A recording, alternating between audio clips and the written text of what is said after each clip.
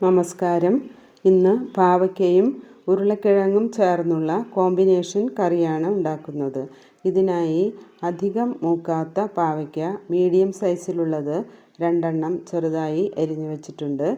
ഉരുളക്കിഴങ്ങും 2 ചെറുതാക്കി അരിഞ്ഞ് കഴുകി വെച്ചിട്ടുണ്ട്. പാവയ്ക്കയുടെ കയ്പ്പ് മാറ്റിയെടുക്കാൻ അരിഞ്ഞതിന് ശേഷം അരമണിക്കൂർ ഉപ്പ് വെള്ളത്തിൽ മുക്കി വയ്ക്കണം. നല്ലതുപോലെ ഉപ്പ് ചേർത്ത വെള്ളമായിരിക്കണം. കയ്പ്പ് കുറഞ്ഞു കിട്ടും. അരമണിക്കൂറിന് ശേഷം പിഴിഞ്ഞെടുത്ത് 2-3 തവണ കഴുകിയെടുക്കണം. കഴുകിയെടുത്തതാണിത്. ഇനി ഒരു പാൻ സ്റ്റൗവിൽ വയ്ക്കാം. ഇതിലേക്ക് 2 ടേബിൾ സ്പൂൺ വെളിച്ചെണ്ണ ഒഴിച്ചിട്ടുണ്ട്. 2 പച്ചമുളകും സവാള 2 ചെറുതായി അരിഞ്ഞതും ചേർത്തിട്ടുണ്ട്. ഇത് കുറച്ചു നേരം മീഡിയം ഫ്ലെയിമിൽ വെച്ച് വഴറ്റിയെടുക്കാം. കുറച്ച് സമയം കഴിഞ്ഞാൽ ഇത് ഒരു വിധം വഴണ്ടി വരും. ഇനി ഇതിലേക്ക് 1/4 ടേബിൾ സ്പൂൺ പൊടിയുപ്പ് ചേർത്ത് കൊടുക്കാം. പാവയ്ക്ക ആയതുകൊണ്ട് 1/4 ടേബിൾ സ്പൂൺ ഉപ്പ് ചേർക്കണം. അതിനുശേഷം ഇതിലേക്ക് കയ്പ്പ് മാറ്റിയെടുത്ത പാവയ്ക്ക കഷ്ണങ്ങൾ ഇട്ട് കൊടുക്കാം. ഇതിട്ട് കൊടുക്കുകയാണ്. പിന്നീട് ഉരുളക്കിഴങ്ങ് കഷ്ണങ്ങളും ചേർത്ത് കൊടുക്കാം. എല്ലാം കൂടി ഇളക്കി കൊടുത്തതിന് ശേഷം ഇതിലേക്ക് 1 കപ്പ് തേങ്ങാപ്പാൽ ഒഴിച്ചു കൊടുക്കണം. ഇതോടൊപ്പം ആവശ്യത്തിന് വെള്ളവും ചേർക്കാം.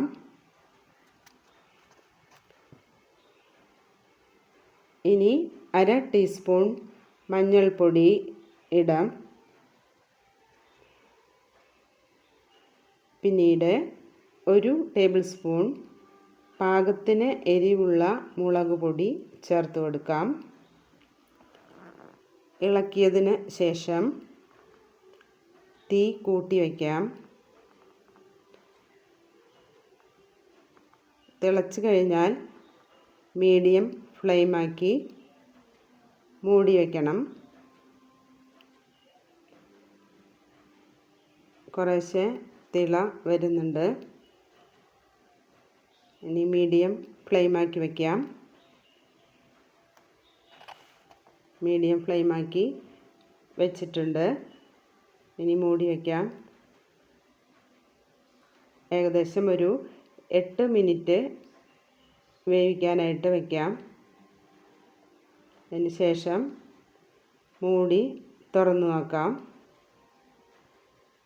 ഈ സമയത്ത് ഉപ്പ് പാകത്തിനുണ്ടോ എന്ന് നോക്കാം. വെന്തിട്ടുണ്ടോ എന്നും നോക്കാം. ഇപ്പോൾ അത് വെന്തിട്ടുണ്ട്. ഇനി ഇതിലേക്ക് കുറച്ച് കറിവേപ്പില ചേർത്ത് കൊടുക്കുകയാണ്. കറിവേപ്പില ചേർത്ത് കൊടുക്കാം. അതിനുശേഷം 2 ടീസ്പൂൺ വെളിച്ചെണ്ണയും ഒഴിച്ചു കൊടുക്കാം.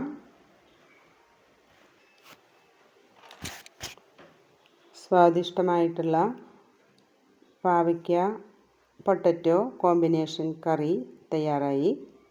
ഇനി ഇത് സെർവിങ് ഡിഷിലേക്ക് മാറ്റാം. ചോറിനൊപ്പം കഴിക്കാൻ വളരെ ടേസ്റ്റാണ്. ട്രൈ ചെയ്ത് നോക്കുമെന്ന് പ്രതീക്ഷിക്കുന്നു. Thank you.